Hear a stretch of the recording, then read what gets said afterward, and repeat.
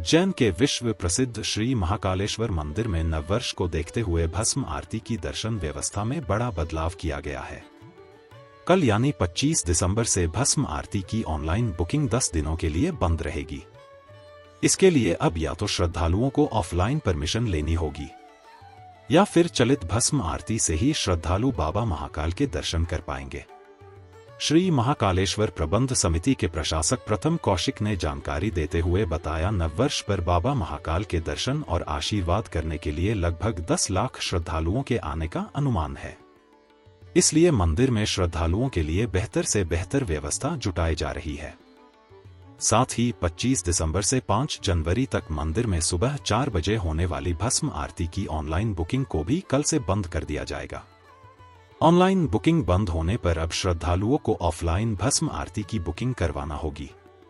इसके लिए काउंटर की खिड़की से आवेदन देना होगा और यहीं से भस्म आरती में शामिल होने की परमिशन मिल पाएगी। 25 दिसंबर से भले ही ऑनलाइन भस्म आरती की बुकिंग नहीं हो पाएगी, लेकिन बाबा महाकाल के दर्शन करने आने वाले श्रद्धालुओं को निराश होने की जरूरत नहीं है, क्योंकि श्री महाकालेश्वर प्रबंध समिति के द्वारा चलित भस्म आरती की शुरुआत इन 10 दिनों के दौरान की जाएगी, जिसमें श्रद्धालुओं को भस्म आरती देखने के लिए परमिशन की जरूरत नहीं होगी।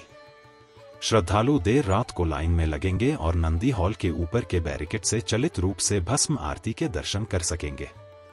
अभी वर्तमान में 1800 श्रद्धालु ही प्रतिदिन बाबा महाकाल के दर्शन कर पाते हैं, लेकिन इस नई व्यवस्था के कारण प्रतिदिन हजारों श्रद्धालु बाबा महाकाल की भस्म आरती के दर्शन कर पाएंगे। नववर्ष को लेकर अभी से ही छुट्टियां लग चुकी है और बड़ी संख्या में देश विदेश से श्रद्धालु बाबा महाकाल के दर्शन करने के लिए धार्मिक नगरी उज्जैन पहुंचने लगे हैं।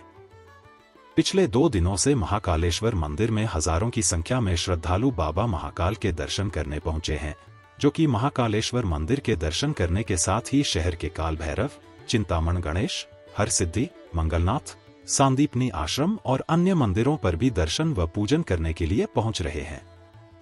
रामघाट पर भी सुबह से श्रद्धालु आस्था की डुबकी लगाने और दान पुण्य करते भी दिखाई दे रहे हैं।